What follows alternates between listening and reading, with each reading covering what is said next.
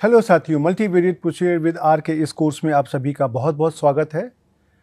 आज से हम एक नए टॉपिक की शुरुआत करने जा रहे हैं और वो हमारा एक बहुत ही पॉपुलर मल्टीवेरिएट प्रोसीजर है और ये हमारा है मल्टीपल लीनियर रिग्रेशन एनालिसिस। आपने एक स्टैटिस्टिक्स में बहुत ही पॉपुलर नाम सुना होगा, मॉडलिंग या स्टैटिस्टिकल मॉडलिंग। ये स्टैटिस्टिकल मॉडलिंग क्या होती है और उसको किस प्रकार से किया जाता है, यह स्टैटिस्टिक्स का एक बहुत ही इम्पॉर्टेंट सवाल है और शायद यही एक बहुत बड़ा कारण है जिसके कारण स्टैटिस्टिक्स की उपयोगिता बहुत ज़्यादा होती है। अब अगर आप ये समझने की कोशिश करिए तो ये मॉडलिंग होती क्या है। मॉडलिंग हमारा एक जो हमारे इनपुट और आउटपुट वेरिएबल्स हैं उनके बीच में एक मैथमेटिकल रिलेशनशिप ही तो होती है। और लेकिन अगला सवाल यह है कि यह रिलेशनशिप किस प्रकार से आती है। तो अपनी इस स्टैटिस्टिक्स में हम स्टैटिस्टिकल मॉडल निकालने के लिए बहुत सारे जो हमारी टूल्स होते हैं, टेक्निक्स होती हैं, उनका इस्तेमाल करते हैं और उनमें से जो रिग्रेशन एनालिसिस है ये हमारा एक बहुत ही इम्पॉर्टेंट टूल है। और हम आज से और आगे आने वाले कई लेक्चर्स में हम इस मल्टीपल लीनियर रिग्रेशन के बारे में समझने की कोशिश करेंगे। जैसा कि हम समझते हैं कि हम मॉडलिंग जो करते हैं, किसकी मॉडलिंग करते हैं। हमारे पास कोई प्रोसेस है, वो प्रोसेस तो अपने आप से हो रही है। जैसे कि अगर हम एक छोटा सा उदाहरण लें हमारी एग्रीकल्चरल का, कि जब भी हम किसी खेत में कुछ बीज डालते हैं, उसमें कुछ फर्टिलाइज़र देते हैं, सिंचाई करते हैं, कुछ टेम्परेचर होता है इत्यादि, और थोड़े समय के बाद हमको उसकी यील्ड मिल जाती है।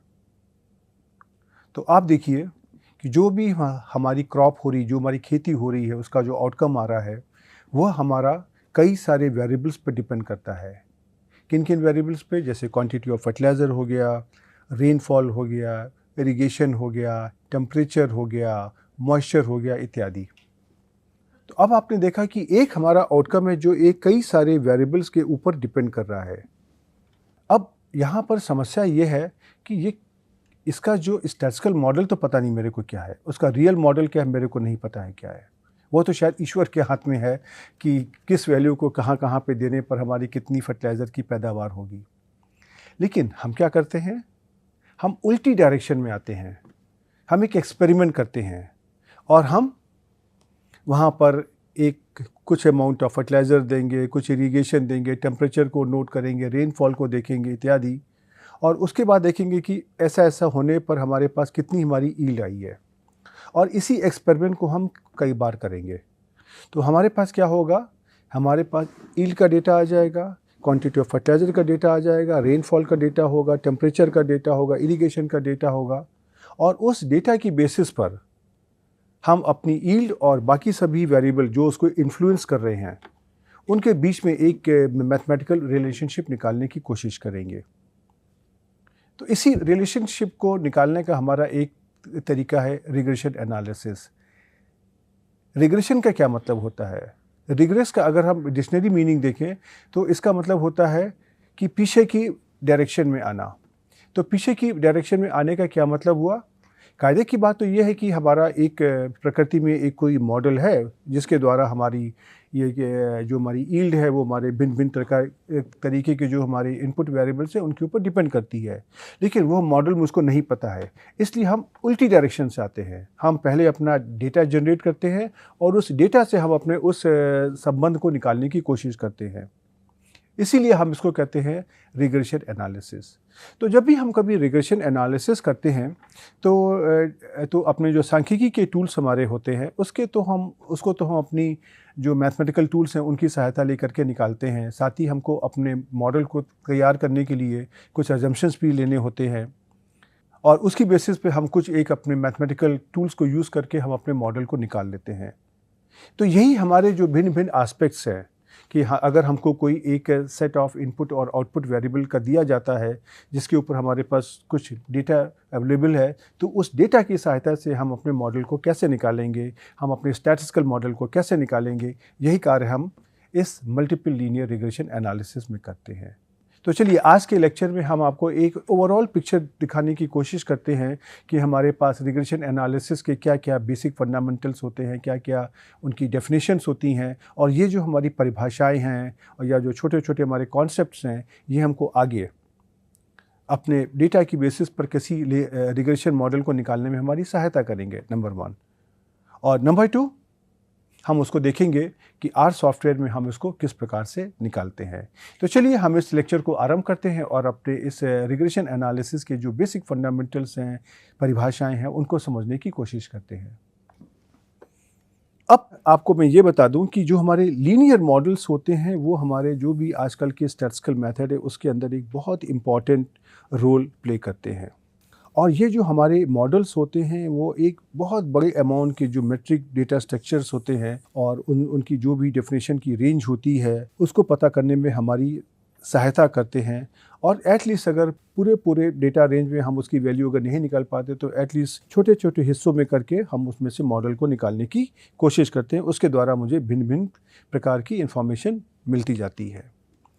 अब इस कॉन्सेप्ट को कि हमारा ये रिग्रेशन मॉडल क्या होता है, रिग्रेशन मॉडलिंग में हम क्या करते हैं, उसको समझने के लिए हम एक छोटा सा उदाहरण लेते हैं। और इस उदाहरण में हम ये कहते हैं कि जो भी हमारे स्टूडेंट्स के मार्क्स होते हैं वो कई सारे फैक्टर्स पर डिपेंड करते हैं, जैसे कि number of hours per week of study, अर्थात स्टूडेंट ने हर हफ्ते कितने घंटे स्टडी किया है, उसने कितने असाइनमेंट हर महीने उसने जमा किए हैं, और उसने हर हफ्ते कितने घंटे उसने प्ले किया है, मतलब उसने स्पोर्ट्स में पार्टिसिपेट किया है। और हमारा उद्देश्य ये है कि हम इस मार्क्स ऑफ स्टूडेंट और साथ में ये जो 3 वेरिएबल्स हैं कि उस स्टूडेंट ने हर हफ्ते कितने घंटे पढ़ाई करी है, उसने हर महीने कितने असाइनमेंट जमा किए हैं, और उसने कितने घंटे खेला है हर हफ्ते, इसके और जो हमारे मार्क्स स्टूडेंट के बीच में, इसके बीच में हम एक मैथमेटिकल इक्वेशन निकालने की कोशिश करेंगे। तो इसको निकालने के लिए, अब इक्वेशन तो मुझे नहीं पता अभी क्या है, तो हम एक छोटा सा एक्सपेरिमेंट करते हैं और हम 20 स्टूडेंट यहाँ पर लेते हैं और 20 स्टूडेंट के जो हमारे मार्क्स हैं उनको हम कलेक्ट करते हैं, उसको हम y के द्वारा दिखाते हैं। और साथ ही में हमारे ये जो 3 इनपुट वेरिएबल है x1, x2, x3, अर्थात कि x1 हमारा है कि स्टूडेंट ने हर हफ्ते कितने घंटे पढ़ाई करी है, x2 हमारा है कि हर महीने स्टूडेंट ने कितने असाइनमेंट जमा किए हैं, और x3 है कि उसने हर हफ्ते कितने घंटे खेल खेला है, राइट। और उसकी बेसिस पे हमने ये छोटा सा डेटा सेट लिया हुआ है। आप मुझसे पूछ सकते हो कि मैंने यहाँ पे 20 स्टूडेंट क्यों लिए। 20 इसलिए लिए हैं क्योंकि इतने ही ऑब्जर्वेशन मेरी स्लाइड में आसानी से आ रहे थे। इससे ज़्यादा अगर हम करेंगे तो हमारी स्लाइड बहुत ही क्लमजी हो जाएगी, आपको ठीक से समझ में नहीं आएगा और आपको दिखाई नहीं पड़ेगा, राइट। तो ये खाली एक छोटा सा कारण है। अब इसका देखिए हमारे पास डेटा किस प्रकार से आया कि स्टूडेंट नंबर 1 है। इस स्टूडेंट नंबर ने 34 घंटे हर हफ्ते में स्टडी किया है और उसने हर महीने 3 असाइनमेंट दिए हैं, और उसने हर हफ्ते उसने 15 घंटे स्पोर्ट्स एक्टिविटीज़ में पार्टिसिपेट किया है।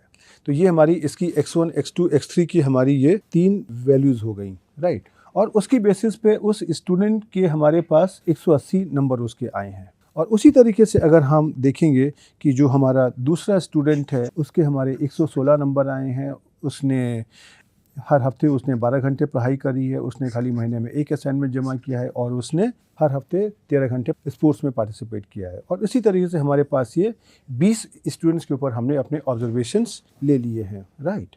अब हमारी समस्या ये है कि मुझको अपने इस y और का जो भी x1, x2, x3 के साथ में जो एक फंक्शन है उसको पता करना है, अर्थात हमको इस फंक्शन की वैल्यू निकालनी है कि y की x1, x2, x3 के साथ में जॉइंटली किस तरह की रिलेशनशिप है, किस तरह का संबंध है। तो इस रिलेशनशिप को हमने ऐसे दिखा दिया जैसे कि y is equal to function of x1, x2, x3। अब x1, x2, x3 और वैल्यू और जो y है उसकी वैल्यूज हमको अपने 20 ऑब्जर्वेशन के द्वारा मालूम है, लेकिन जो फंक्शन का फॉर्म है f ये हमको अननोन है। अब ये जो फॉर्म हमारा है ये तो हमारा लीनियर भी हो सकता है, नॉन लीनियर भी हो सकता है, और ये रिलेशनशिप हमको पता कब चलेगी, जब हमको f के बारे में पता चलेगा, जब हमको हमारे फंक्शन का फॉर्म हमको पता चलेगा, राइट। तो इस तरह के मॉडल में आप देखोगे हमारे यहाँ पे 2 तरीके की वेरिएबल हैं, एक इनपुट वेरिएबल और एक है आउटपुट वेरिएबल।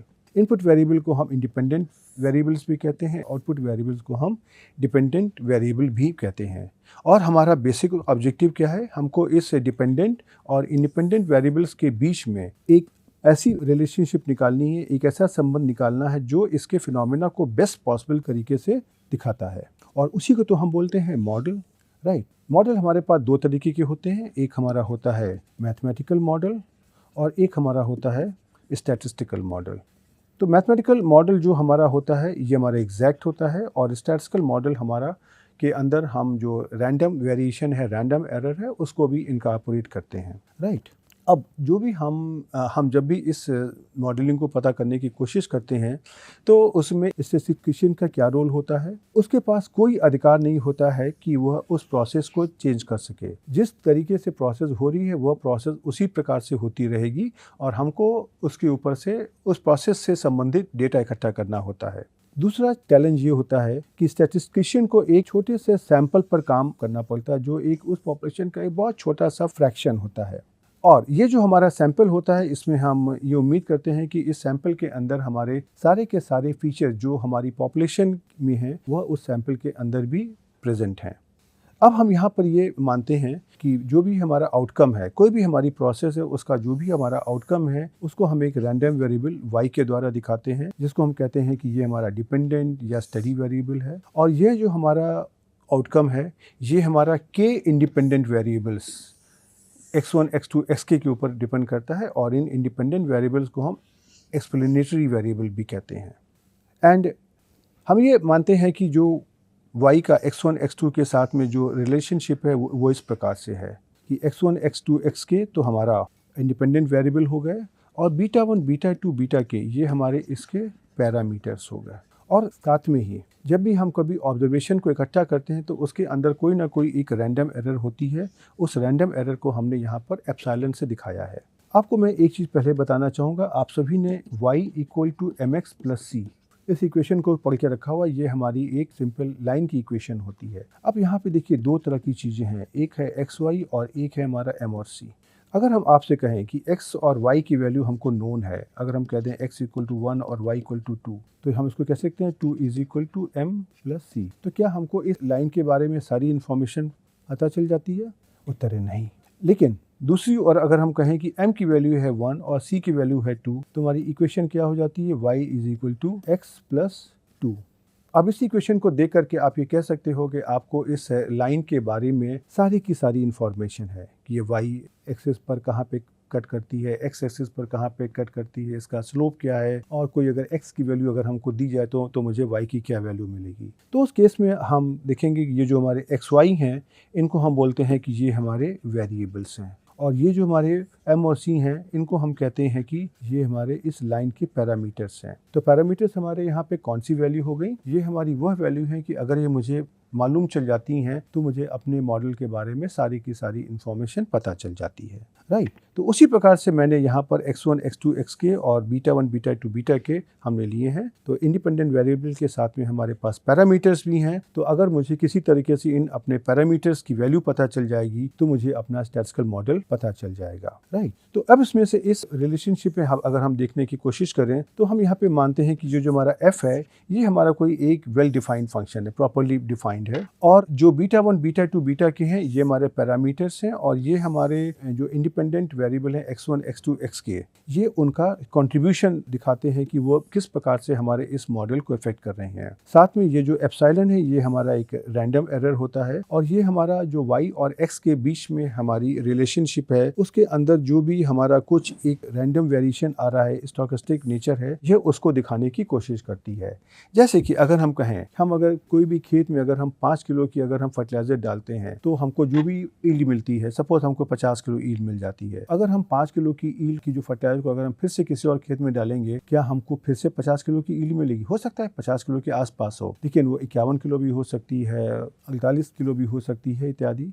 तो अर्थात कि हर एक वैल्यू में कुछ हमारा रैंडम वेरिएशन है, और यह रैंडम वेरिएशन हमारा कई कारणों से आ रहा है और वह कारण हमारे कंट्रोल में नहीं है, राइट। इस तरह का जो भी हमारा y का जो स्टोकेस्टिक नेचर होता है, इस मॉडल y का x1, x2, x के साथ में जो भी हमारा संबंध है उसके अंदर जो भी एक रैंडम वेरिएशन होता है उसको हम एप्सिलॉन के द्वारा दिखाने की कोशिश करते हैं। और ये मुझे दिखाता है कि इस तरह की जो हमारी रिलेशनशिप होगी वो हमारा नेचर में एग्जैक्ट नहीं होता है, लेकिन अप्रॉक्सीमेट होता है और उसी के आसपास होता है, राइट। और अगर हम एप्सिलॉन की वैल्यू को 0 कर दें, अर्थात हमारे मॉडल में कोई रैंडम एरर नहीं है, तो ये जो हमारी रिलेशनशिप है ये हमारी मैथमेटिकल मॉडल बन जाती है।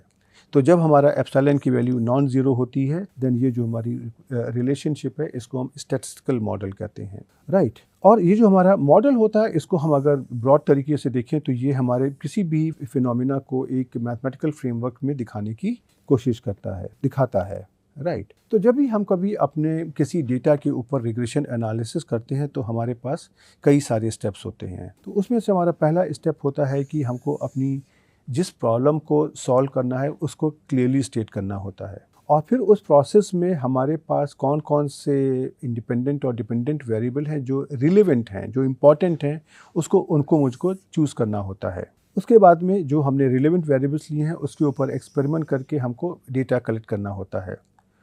उसके बाद में हमको अपना जो मॉडल है उसको स्पेसिफाई करना होता है, अर्थात हम ये एज्यूम करते हैं कि f का हमारा क्या फॉर्म है। उसके बाद में अपने पैरामीटर्स को एस्टिमेट करने के लिए हमको कोई अपना एक स्टैटिस्टिक्स का एस्टिमेशन मेथड देखना पड़ता है कि किस मेथड को यूज़ करके हम अपने पैरामीटर्स की वैल्यू को उस दिए हुए डेटा की बेसिस पर निकाल सकते हैं, और इसी को बोलते हैं मॉडल फिटिंग। तो इसको हम मॉडल फिटिंग करते हैं, और उसके बाद में उस मॉडल को हम टेस्ट करते हैं कि हमारा रियल डेटा है उसके साथ वो किस प्रकार से कार्य कर रहा है। उसके लिए हम मॉडल वैलिडेशन करते हैं, उसका क्रिटिसिज्म करते हैं और उसको इम्प्रूव करने की कोशिश करते हैं, राइट। और उसके बाद में जब हमारा फाइनल मॉडल हमारे हाथ में आ जाता है, उससे जो भी हमको सॉल्यूशन आते हैं वो हम अपनी प्रॉब्लम को सॉल्व करने में और फोरकास्टिंग करने के लिए हम उनका इस्तेमाल करते हैं, राइट। अब यहाँ पर हमारे पास रिग्रेशन एनालिसिस में दो तरह की टर्मिनोलॉजी होती है। एक हमारा होता है सिंपल लीनियर रिग्रेशन मॉडल और दूसरा हमारा होता है मल्टीपल लीनियर रिग्रेशन मॉडल। तो दोनों में क्या अंतर होता है? तो जब भी हम कभी एक डिपेंडेंट और सिर्फ एक इंडिपेंडेंट वेरिएबल लेते हैं, अर्थात जो हमारा आउटकम है उसको हम मानते हैं कि वह सिर्फ खाली एक ही वेरिएबल के ऊपर डिपेंड करता है, तो उस तरह के मॉडल को हम सिंपल लीनियर रिग्रेशन मॉडल कहते हैं। और जब भी हम अपने आउटपुट को या वो डिपेंडेंट हमारा जो वेरिएबल है उसको हम ये मानते हैं कि ये हमारे एक से ज़्यादा इंडिपेंडेंट वेरिएबल के ऊपर डिपेंड कर रहा है, उस तरह के मॉडल को हम मल्टीपल लीनियर रिग्रेशन मॉडल कहते हैं। प्रैक्टिस में आप अगर देखेंगे तो मल्टीपल लीनियर रिग्रेशन मॉडल हमारे लिए ज़्यादा उपयोगी होते हैं, लेकिन मल्टीपल लीनियर रिग्रेशन मॉडल को समझने के लिए पहले हम सिंपल लीनियर रिग्रेशन मॉडल द्वारा उसके कॉन्सेप्ट को समझते हैं, इसलिए ये हमारे लिए इम्पॉर्टेंट है। तो ये जो हमारा मल्टीपल लीनियर रिग्रेशन मॉडल होता है वो हमारे सिंपल लीनियर रिग्रेशन मॉडल को दो तरीके से जनरलाइज करने की कोशिश करता है। एक तो वो हमारा मीन फंक्शन है y का, अर्थात जो हमारा आउटपुट वेरिएबल है उसका जो मीन फंक्शन है उसको वो एक से ज़्यादा एक्सप्लेनेटरी वेरिएबल या इंडिपेंडेंट वेरिएबल के ऊपर डिपेंड करने की को अलाउ करता है। और साथ में ही हमारे शेप्स होते हैं, कर्व होते हैं y और x के बीच के संबंध के, जो जरूरी नहीं है कि लीनियर हो, लेकिन उनको वो फिर भी अलाउ करता है, राइट। लेकिन ये भी मानना जरूरी है कि मल्टीपल लीनियर रिग्रेशन मॉडल कोई भी तरह के आर्बिट्रेरी शेप को कंसीडर नहीं कर सकता है, लेकिन हमारे पास कुछ तरीके के हमारे होते हैं उसको हम अपने हिसाब से कर सकते हैं, राइट। ओके, अब अगर हम अपने इस मल्टीपल लीनियर रिग्रेशन मॉडल की बात अगर करते हैं तो हम उसको अगर हम मैथमेटिकली फॉर्मुलेट करते हैं तो हम ये मान सकते हैं कि हमारा जो लीनियर मॉडल है वो हमारा y और k independent variable x1, x2, xk पर डिपेंड करता है। और इसका फॉर्म इस प्रकार से है कि जो y हमारा है वो हमारा लीनियरली x1, x2, xk के ऊपर पैरामीटर β1, β2, βk के द्वारा डिपेंड करता है। और ये मॉडल हमारा है इस प्रकार से हम उसको लिखते हैं y = x1 β1 + x2 β2 up to here xk βk + epsilon. तो आपने देखा कि यहाँ पर हमने अपने फंक्शन f का फॉर्म एज्यूम कर लिया कि हमारा ये मॉडल एडिटिव मॉडल है और इसमें से x1 β1 x2 β2 के जो हमारे टर्म्स हैं ये आपस में ऐड हो जाएंगे, और इसको हम कहते हैं कि ये हमारा मल्टीपल लीनियर रिग्रेशन मॉडल है, राइट। इस मॉडल में जो हमारे β1, β2, βk हैं ये हमारे पैरामीटर्स हैं और उनको हम x1, x2, xk से एसोसिएटेड रिग्रेशन कोएफिशिएंट कहते हैं। अर्थात अगर हम यहाँ पे देखें तो जो हमारा β1 है ये हमारा x1 से एसोसिएटेड रिग्रेशन कॉफिशिएंट है, बीटा 2 हमारा x2 से एसोसिएटेड रिग्रेशन कॉफिशिएंट है और इनके अपने इंटरप्रिटेशन भी होते हैं। और साथ में ये जो हमारा एप्सिलॉन है ये हमारा रैंडम एरर कंपोनेंट है और ये जो हमारी ऑब्जर्व्ड रिलेशनशिप और जो फिटिंग और जो हम मॉडल फिट करने के बाद में जो हमारी फिटेड लीनियर रिलेशनशिप आती है उसके बीच में जो डिफरेंस होता है उसको दिखाता है। अब इस एप्सिलॉन में जो हमारे रैंडम वेरिएशंस होते हैं उसके बहुत सारे कारण होते हैं जिसके कारण हम उस रैंडम वेरिएशन को यहाँ पर कैप्चर कर सकते हैं। जैसे उदाहरण के लिए बहुत सारे हमारे पास वेरिएबल्स हैं जो हमारे उस मॉडल में इंक्लूडेड नहीं है, या हमारे कई रैंडम फैक्टर्स हैं जिनको हम उस मॉडल में अकाउंट नहीं कर सकते हैं, और इस तरह के बहुत सारे ऐसे फैक्टर्स होते हैं जिनके ऊपर हमारा कोई कंट्रोल नहीं होता है लेकिन वो हमारे ऑब्जर्वेशन को थोड़ा बहुत इफेक्ट करते हैं। उन सारे फैक्टर्स का जो इफेक्ट है हम उसको एप्सिलॉन के अंदर डाल लेते हैं। राइट, अब हमारा ये जो अगर हम देखें तो जो हमारे रिग्रेशन कॉफिशिएंट है इनका